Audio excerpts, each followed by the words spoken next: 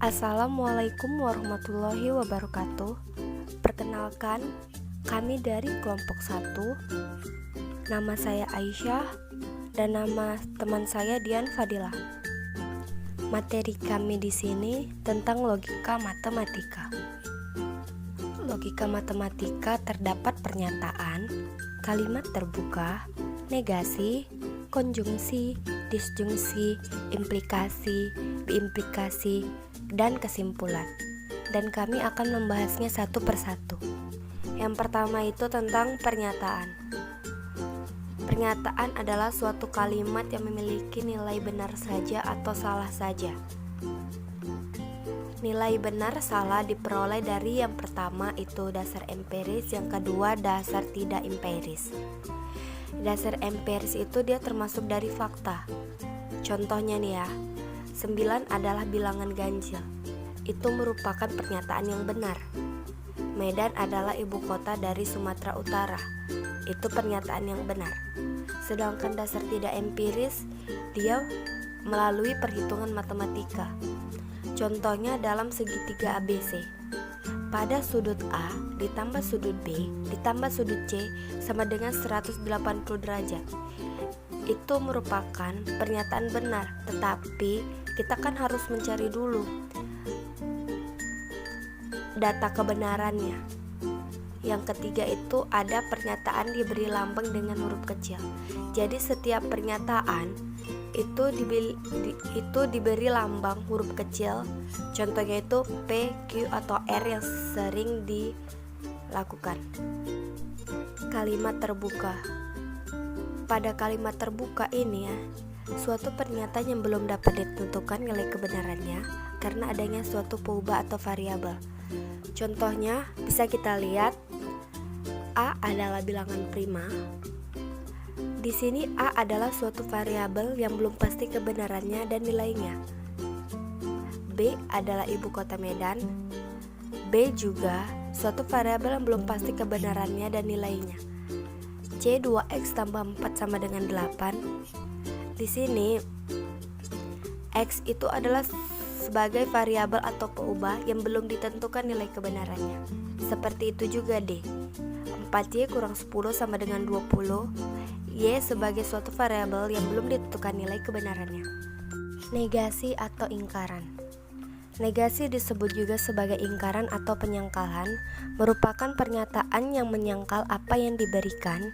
Ingkaran pernyataan dapat dibentuk dengan menambah tidak atau bukan di depan pernyataan yang diingkar. Pada negasi atau ingkaran ini dilambangkan dengan mirip seperti tak hingga. Pada suatu pernyataan negasi, jika suatu pernyataan atau dilambangkan dengan P benar, maka negasi yang dilambangkan tak hingga P akan bernilai salah. Begitu juga sebaliknya, jika pernyataan salah, maka negasinya benar. Lihat seperti tabel. Contohnya, semua unggas adalah burung. Pada pernyataan, ada unggas yang bukan burung. Pada negasi, kan di sini sudah ada kalimat penyangkalan pada negasinya. Kata pernyataan semua, sedangkan kata negasi ada, berarti kan tidak semua unggas adalah burung. Pernyataan majemuk. Pernyataan majemuk memiliki lebih dari satu pernyataan dalam satu kalimat, sehingga dibutuhkannya kata penghubung. Ada 4 istilah yang digunakan pernyataan majemuk. Yang pertama itu konjungsi dengan kata hubung dan dengan lambang V terbalik. Yang kedua disjungsi, kata hubungnya atau dilambangkan dengan V. Yang ketiga implikasi dengan kata hubung maka dengan lambang tanda panah ke arah kanan. Yang ketiga itu biimplikasi dengan kata hubung jika dan hanya jika, dilambangkan dengan panah kanan dan kiri. Yang pertama konjungsi, dilambangkan dengan V terbalik dengan kata hubung dan. Pada konjungsi ini, pernyataannya bernilai benar jika variabel-variabelnya bernilai benar dan bernilai salah jika salah satu variabelnya bernilai salah. Lihat pada tabel P, Q, dan konjungsi. Pada P itu bernilai benar, pada Q bernilai benar, maka konjungsinya bernilai benar. Sedangkan P bernilai benar, Q bernilai salah, maka konjungsinya salah. Maka itu disebut dia ketika salah satunya bernilai salah atau bernilai benar, maka konjungsinya salah. Pada contoh P, Jakarta adalah ibu kota Indonesia. Q, Jakarta adalah kota metropolitan. Maka konjungsinya Jakarta adalah ibu kota Indonesia dan kota metropolitan. Kan pada konjungsinya terletak kata hubung dan. Itulah disebut dengan konjungsi. Yang selanjutnya, disjungsi, dilambangkan seperti huruf V dengan kata hubung atau. Pada pernyataan sebuah disjungsi bernilai benar jika salah satu pernyataan bernilai benar atau bernilai salah jika kedua pernyataan bernilai salah.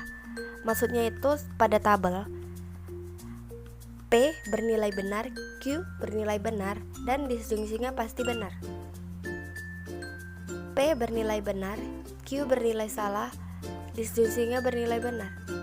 Seperti kata yang di atas, disjungsi itu bernilai benar jika salah satu pernyataannya bernilai benar dan bernilai salah.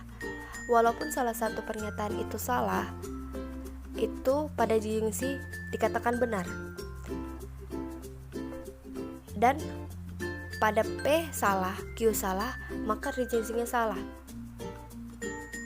Pada contoh P, Jakarta adalah ibu kota Indonesia. Q, Jakarta adalah kota pelajar.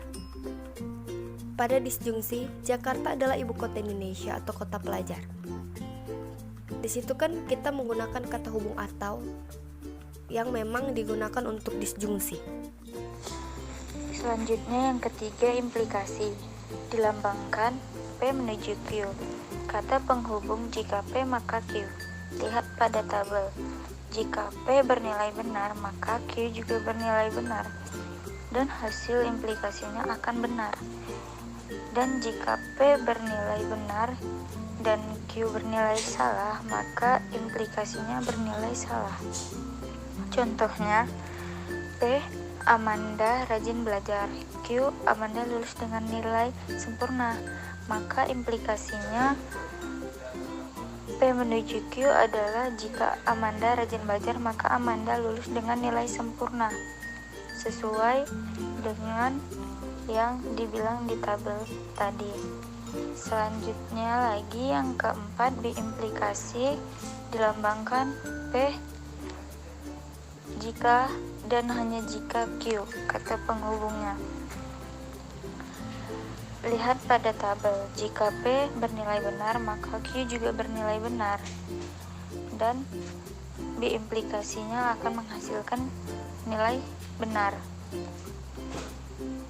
Terus yang kedua, pada tabel, jika P bernilai benar dan Q bernilai salah, maka biimplikasinya itu salah. Contohnya, P 3 tambah 2 sama dengan 5. Itu salah satu pernyataan benar. Dan Q, 5 adalah bilangan ganjil. Itu salah satu pernyataan yang salah.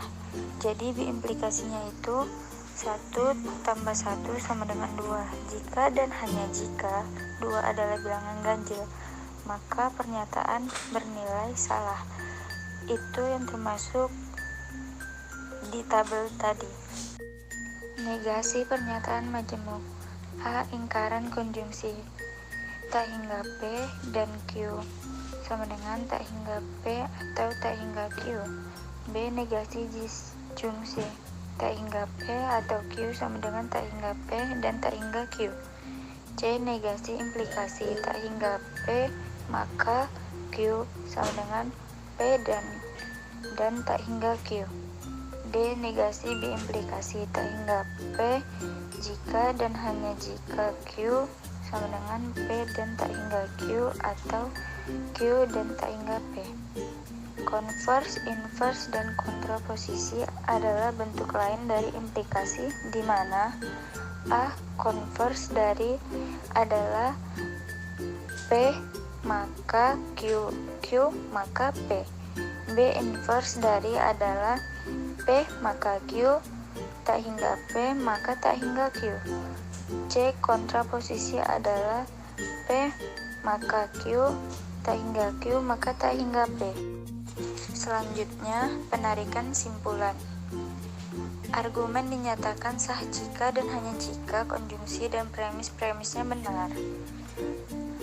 Ada A. Modus ponens, P maka Q premis 1, P premis 2, dan hasilnya Q kesimpulan. Lalu B. Modus tollens, P maka Q premis 1, Q premis 2, dan hasilnya P kesimpulan. C. Silogisme, P maka Q premis 1, Q maka R premis 2, hasilnya P maka R. Kesimpulannya, contoh dari modus ponens. P menuju Q sama dengan pada hari Senin di sekolah ada pelajaran logika. P-nya itu tanggal 2 April 2001 adalah hari Senin dan hasilnya itu Q pada tanggal 2 April 2001 ada pelajaran logika. Untuk modus tollens, P menuju Q sama dengan seorang vegetarian tidak makan daging ataupun hasil olahannya. Untuk Q-nya, Amin makan ayam goreng dan hasilnya itu P. Amin bukan vegetarian. Lalu, untuk modus silogisme, P menuju Q sama dengan jika kita buang sampah pada tempatnya, maka lingkungan kita bersih. Untuk Q menuju R, jika lingkungan bersih, maka hidup kita akan lebih nyaman. Dan hasilnya P menuju R sama dengan jika kita buang sampah pada tempatnya, maka hidup kita akan lebih nyaman. Sekian dari presentasi kami. Jika ada salah, kami mohon maaf. Dan kepada Allah kami mohon ampun. Terima kasih. Wassalamualaikum warahmatullahi wabarakatuh.